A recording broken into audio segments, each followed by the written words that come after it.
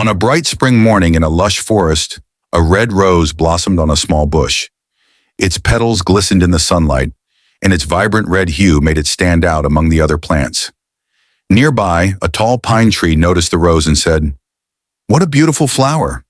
I wish I were as lovely as you." The rose, hearing this, lifted its petals proudly. "It seems I am the most beautiful flower in this forest," it declared.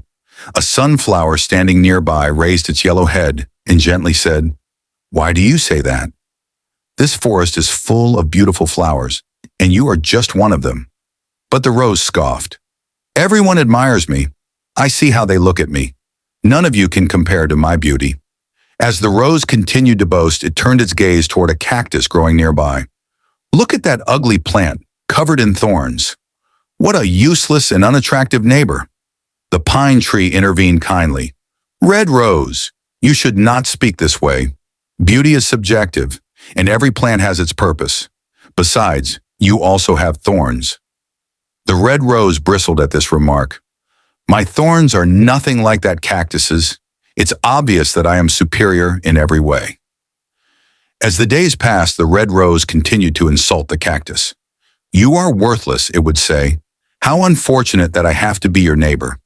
The cactus, however, remained calm and kind. It responded gently, "God created everything for a reason. We all have a purpose, even if you cannot see it." The rose dismissed these words, refusing to believe that a plant like the cactus could have any value. Spring soon passed, and the forest entered a dry, scorching summer. The once abundant rains disappeared, and the streams dried up. Plants and animals alike struggled to find water. The red rose, too, began to feel the effects of the heat. Its vibrant petals wilted, and its leaves drooped. One day the rose noticed sparrows flying to the cactus. The birds poked their beaks into the cactus's thick skin and flew away looking refreshed. Curious, the red rose asked the pine tree, "What are the sparrows doing?" The pine tree replied, "The cactus stores water in its body. The birds are drinking the water to quench their thirst." The rose was astonished. "The cactus has water?"